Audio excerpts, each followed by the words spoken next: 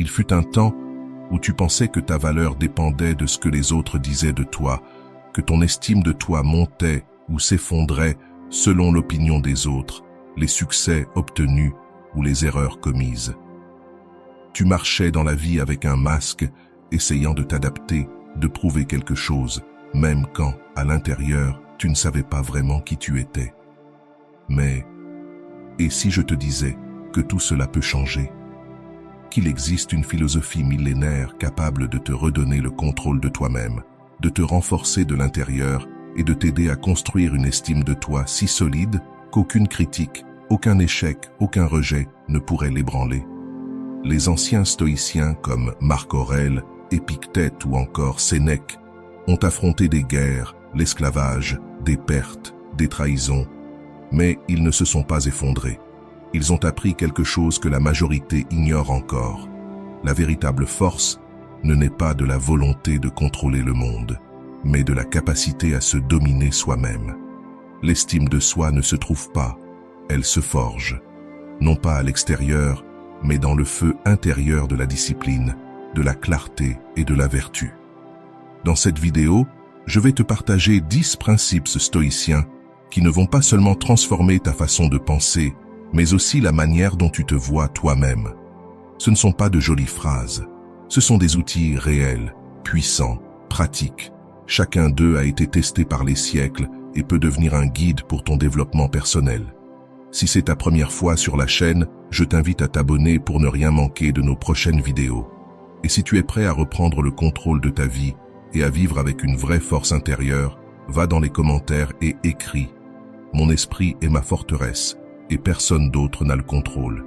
Écris-le maintenant et reste jusqu'à la fin, car aujourd'hui, tu ne vas pas seulement entendre des idées, tu vas te rappeler de quoi tu es fait. 1. Commence par dominer ta réaction, pas la situation. La majorité des gens vivent dans une illusion. Ils croient que s'ils réussissent à contrôler le monde qui les entoure, ils trouveront enfin la paix. Mais le monde est instable, changeant, souvent injuste. Le stoïcisme enseigne que la vraie liberté, la vraie force, ne viennent pas de la manipulation des circonstances, mais de la régulation de ta réponse à ces circonstances. Rien d'extérieur n'a de pouvoir sur toi, sauf si tu le lui donnes. Quand tu choisis de rester calme dans le chaos, tempéré face à l'injustice et lucide face à l'incertitude, tu deviens maître de toi-même, même si tu ne peux pas être maître du monde.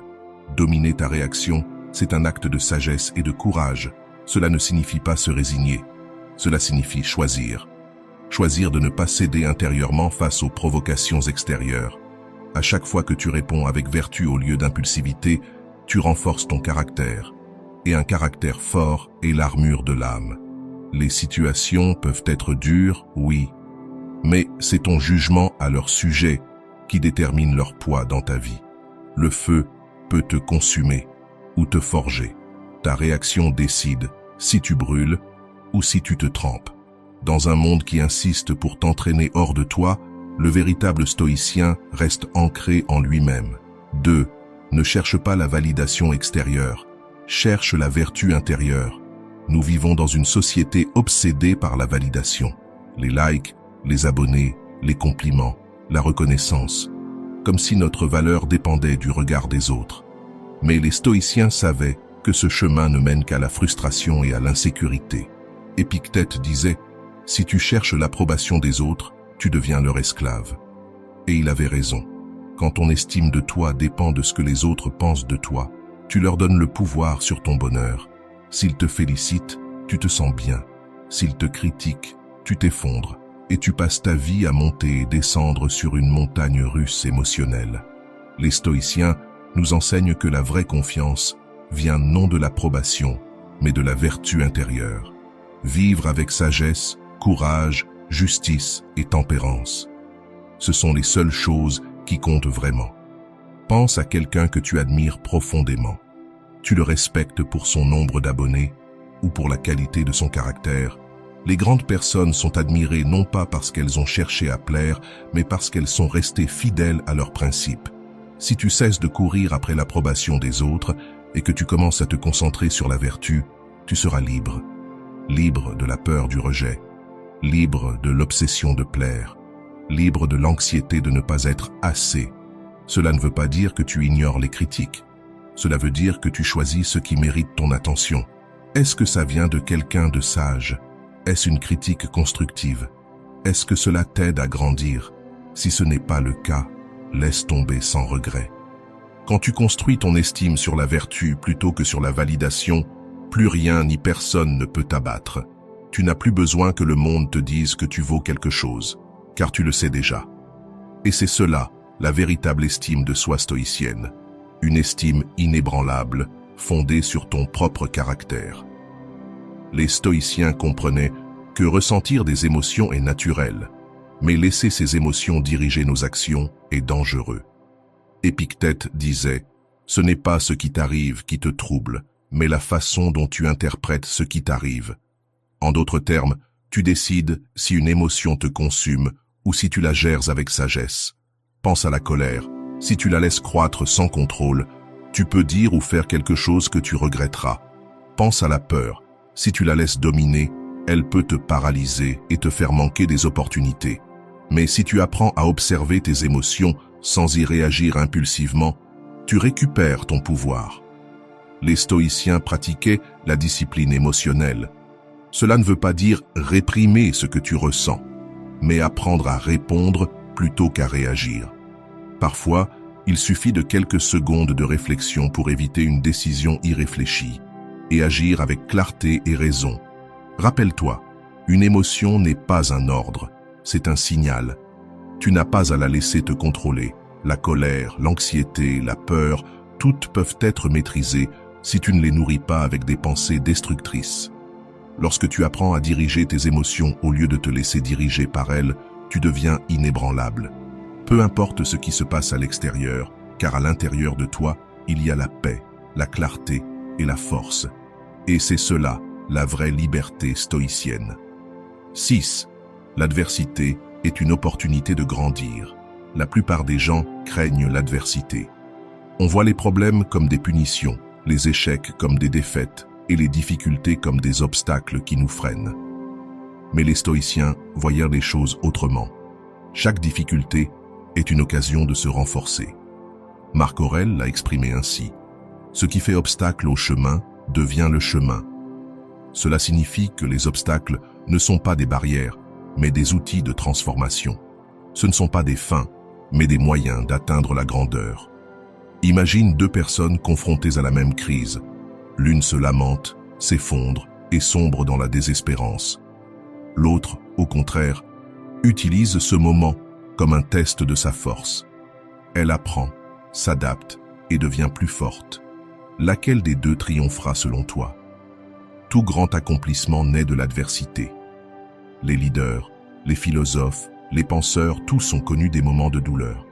Mais au lieu de se demander « Pourquoi cela m'arrive ?», ils se demandaient « Comment puis-je grandir à partir de ça ?» Les stoïciens pratiquaient la résilience.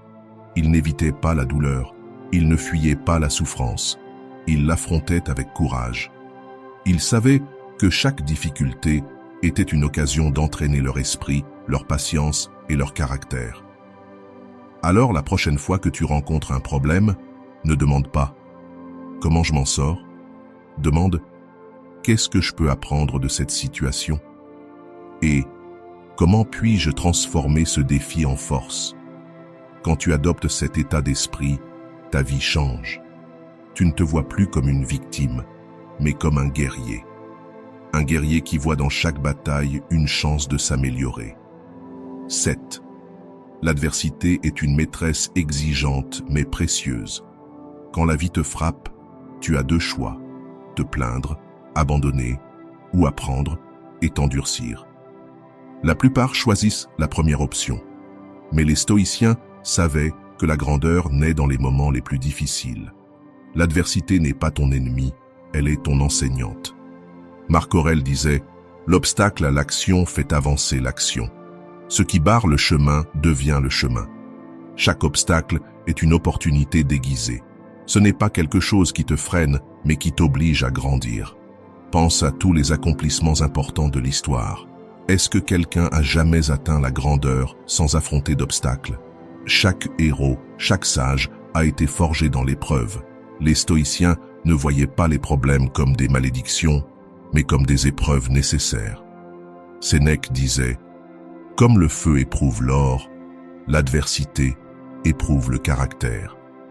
Sans défi, pas de croissance. La clé, c'est de changer ta manière d'interpréter les difficultés. Ne demande pas « Pourquoi moi ?», mais plutôt « Comment cela peut-il me rendre plus fort ?» Chaque crise est une chance d'améliorer ta résistance mentale, de développer de nouvelles compétences, de renforcer ton autodiscipline et de découvrir qui tu es vraiment. C'est dans les épreuves que ton vrai caractère se révèle. Les stoïciens affrontaient chaque difficulté avec courage et détermination. Ils n'étaient pas passifs, ils agissaient. Alors la prochaine fois que la vie te met à l'épreuve, rappelle-toi, ce n'est pas une punition, c'est une opportunité. Et si tu la saisis, tu en sortiras plus sage, plus fort et plus invincible que jamais. 8. La comparaison est l'ennemi de l'estime de soi. Nous vivons dans une société qui nous pousse sans cesse à nous comparer aux autres.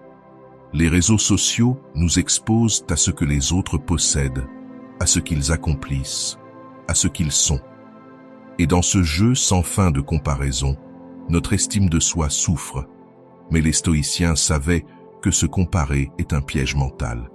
Sénèque disait « C'est un manque de discernement de comparer ce qui ne peut l'être. Chaque personne est unique, avec son propre chemin, ses circonstances et ses défis. Se comparer revient à évaluer une œuvre d'art en la comparant à une autre qui n'a rien à voir. Quand tu te compares, deux résultats sont possibles. Soit tu te sens inférieur en croyant que les autres ont plus ou valent mieux, soit tu te sens supérieur, ce qui nourrit l'arrogance. Dans les deux cas, ton estime de soi en prend un coup. Les stoïciens nous rappellent que la seule vraie mesure de valeur est intérieure. Il ne s'agit pas d'être meilleur que les autres, mais meilleur que soi-même. La seule compétition valable est celle avec la personne que tu étais hier. Imagine un coureur qui se concentre plus sur le voisin de piste que sur sa propre course. Il disperse son énergie, il se déconcentre et il stagne. Se comparer, c'est se détourner de son propre progrès. Ta vie, tes réussites, tes batailles sont uniques. C'est là ta vraie mesure de succès.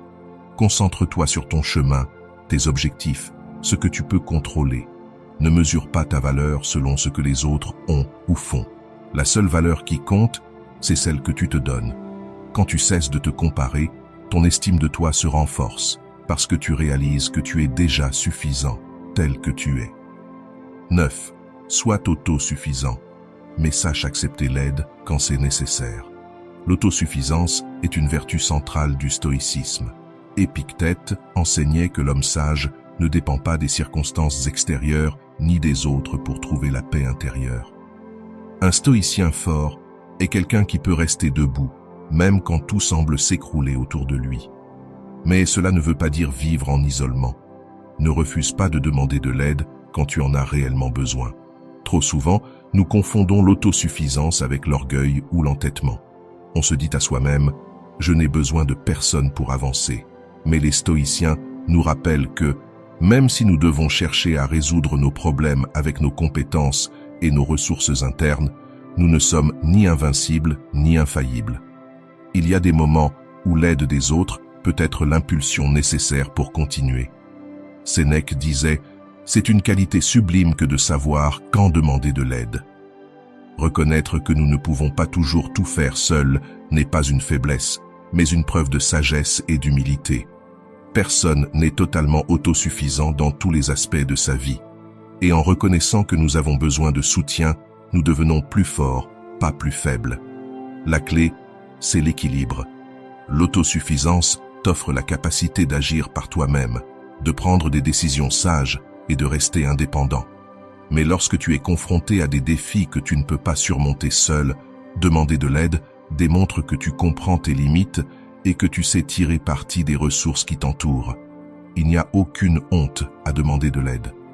Le stoïcisme ne consiste pas à rejeter notre besoin humain de connexion, mais à trouver en soi la force de garder la paix intérieure, même lorsqu'on dépend des autres. La véritable sagesse réside dans le fait de savoir quand être autonome et quand s'ouvrir à l'aide d'autrui.